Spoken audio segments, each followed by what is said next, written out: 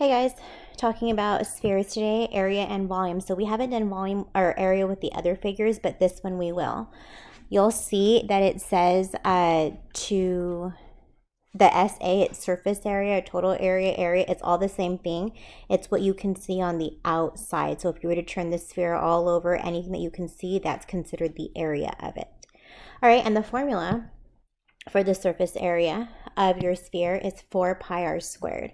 So all we're going to do is 4 pi, and our r here is 3.8 squared. Now I know this seems really simple, but I would suggest practice by putting this in your practice using your calculator to make sure we do get the same thing. So once you do this, 3.8 squared times pi times 4, so your surface area is equal to 181.5. So that's for the surface area, and for the volume, this is our formula, 4/3 pi r cubed. So again, I'm going to do 4 over 3 pi, my r here is 3.8, and I'm going to cube that. So don't just watch this. I want you to actually practice putting this in your calculator, because if you input this incorrectly, you will get the wrong answer, but you'll think you're doing it the right way. So practice doing this, 3.8.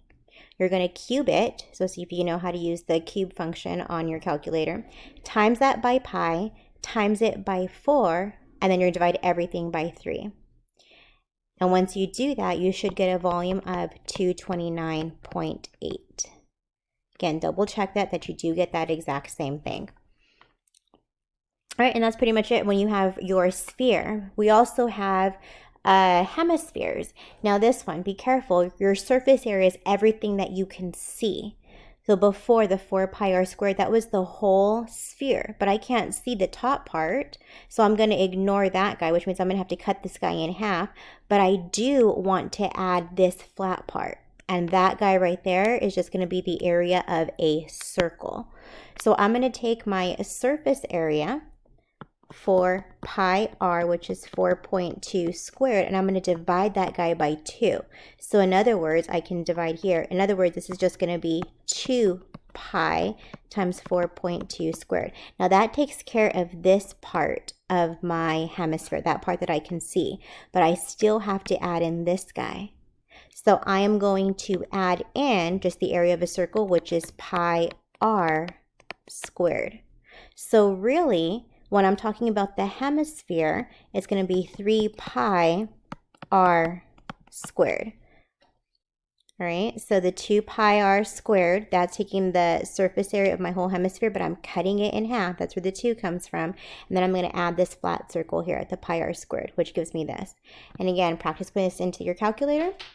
You should get a surface area of 166.3.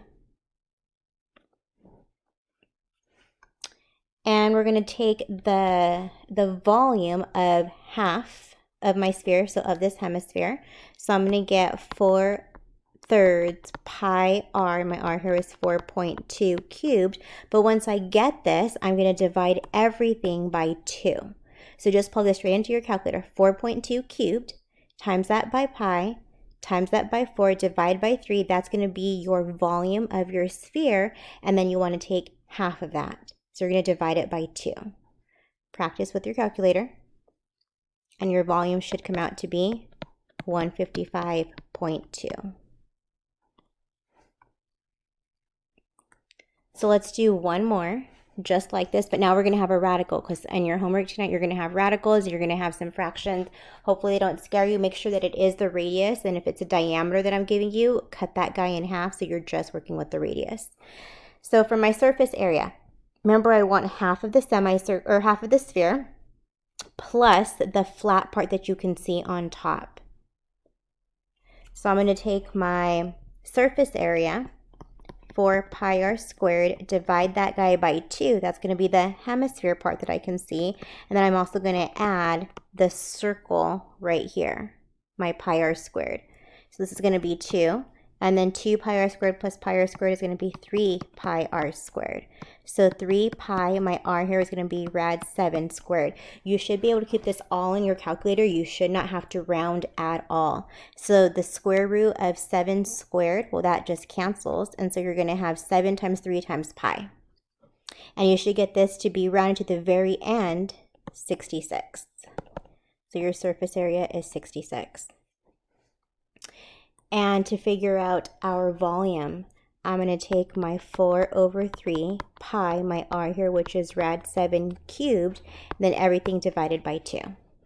So practice with your calculator. Rad 7 cubed times pi times 4 divided by 3, and then everything divided by 2. And once you get that, if you're doing the calculator correctly, it should be 38.8. All right, so that's for our spheres and hemispheres. Now let's work backwards. I want to know what the radius is when you're told that the surface area is 1,749.7. So my surface area formula is this, which means I'm going to replace this guy with what I know. So I'm going to get 1,749.7 is equal to 4 pi r squared. I want to get r by itself. So I'm going to take this, divide this guy by 4 pi. Some of you guys may have to use this parentheses when you're dividing. Careful there. And once you do that, you're going to get 1,749.7 divided by, in your calculator, you're doing 4 times pi. And you should get something like 139.2 something. Keep it in your calculator. And then you're going to take the square root of that. And once you take the square root of that, again, not clearing anything, you should get a radius of 11.8. And let's do the same thing working backwards with our volume.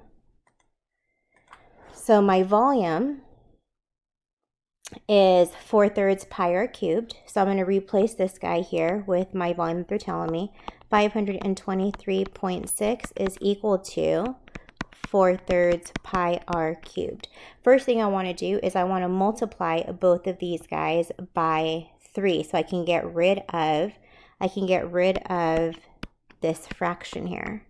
And when I do that, I'm going to get 1,570.8 is equal to, here it cancels, and here I have 4 pi r cubed. And from here, I'm going to divide by 4 pi on both sides. Again, not clearing anything in my calculator. And I should get 125 something is equal to r cubed. And then I'm going to take the cube root of this. And when I do that, I get r to be 5.